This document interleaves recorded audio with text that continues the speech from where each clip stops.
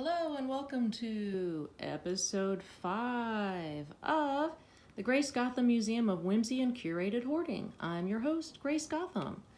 When we first moved to this particular apartment in 2011, we were super excited because the building is from 1929 and the aesthetic of the apartment finally matched our taste. The apartment we had moved out of was built in the late 70s, so even though we tried our best, the popcorn ceiling was definitely a buzzkill.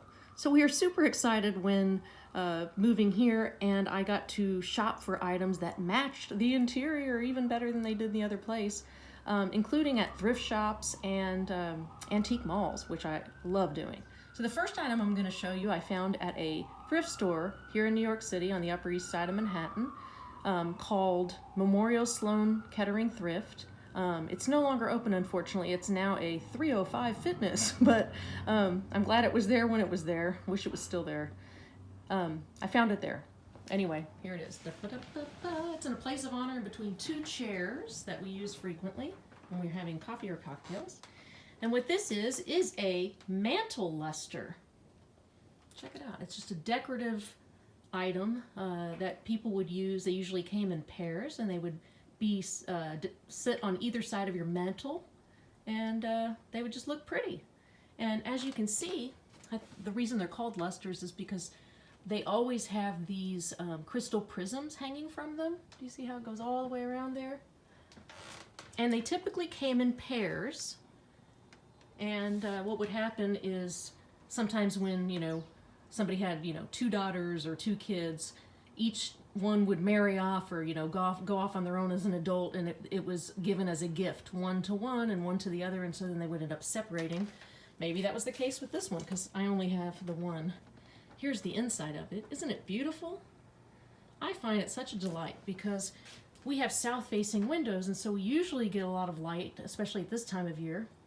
And sometimes when the light hits these crystals just right, here's the bottom of it, you get a rainbow on the rug or on the ceiling or even on your face. It's really cool and delightful.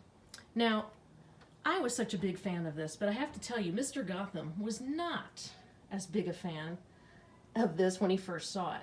In fact, I have a picture of his expression right here. This is what he said. I said, "Check out this wonderful item I have now," and this was him. Dun, dun, dun. No.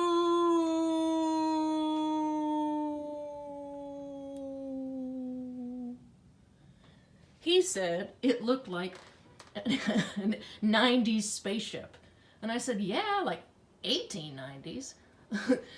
Mantle lusters were most popular between the 1880s and early 1900s. So this is most likely a pretty old one. I've done some research and there's no markings on it, but the ones that I have found that have this design usually date back to that time period. So what a piece of history, just sitting there, and this poor thing had to be called a 90s spaceship for a long time. But he's over it now. He loves it now. Item number 2. Let's take a little stroll. I don't want to make anyone dizzy. To the other area of the living room. And yes, it's a little messy, but that's a New York City apartment for you, right? Okay. These I got at an antique mall in the north of Dallas. They are coupe dessert glasses or dishes, and they come apart. So you can chill the bottom and then put the top back, and then when you put your ice cream inside, it stays nice and frozen. Aren't they just delicious? Now, what I love so much about them is this beautiful etching. So hang on, all of them, all the way around, have these designs etched into them. And they remind me of the windows of those historic gin palaces in London. A lot of those are still around, and I even went to one just recently in November when I was in London. And they are so beautiful, and so that's what it reminds me of, is gin palace windows.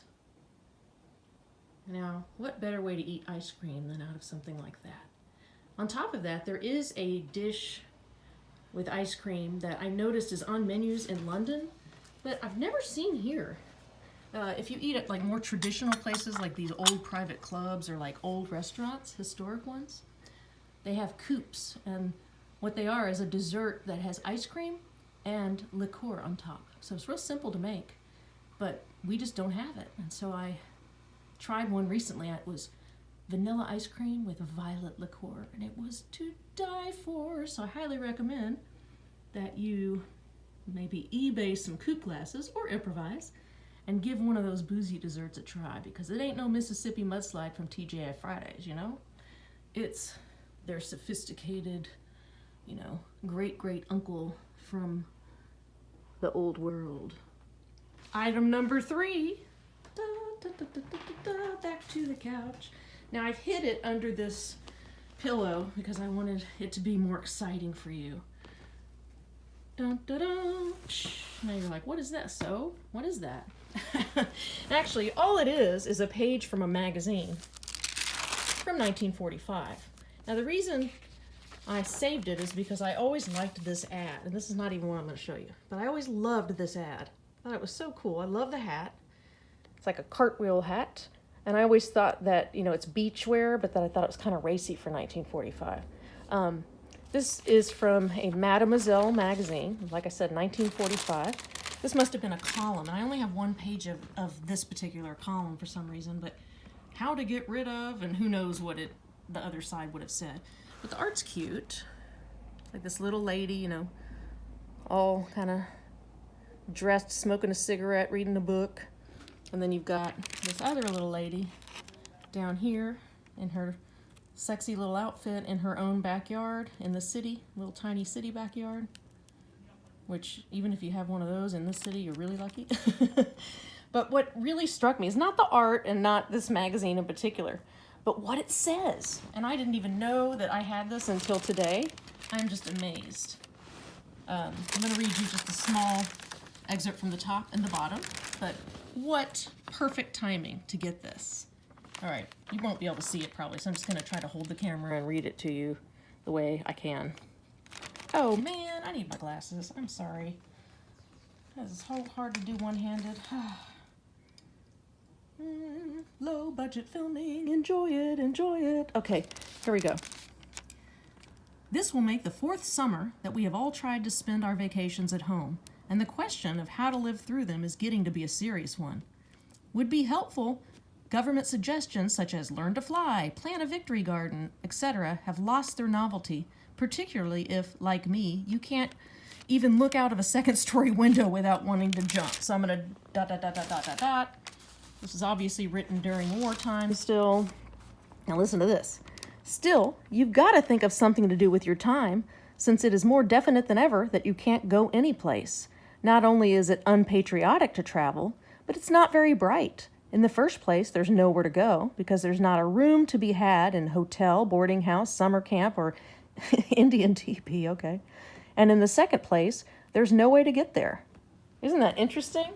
So we got 1945 Mademoiselle, sounding not too unlike the predicament we find ourselves in right this very second. So thank you for tuning in to my 3 items. Stay tuned tomorrow. I've got all kinds of things in store. I just can't, you know, pull out all the goods at once. I want you to tune back in. Have a wonderful day. Be well. Stay well. Talk soon.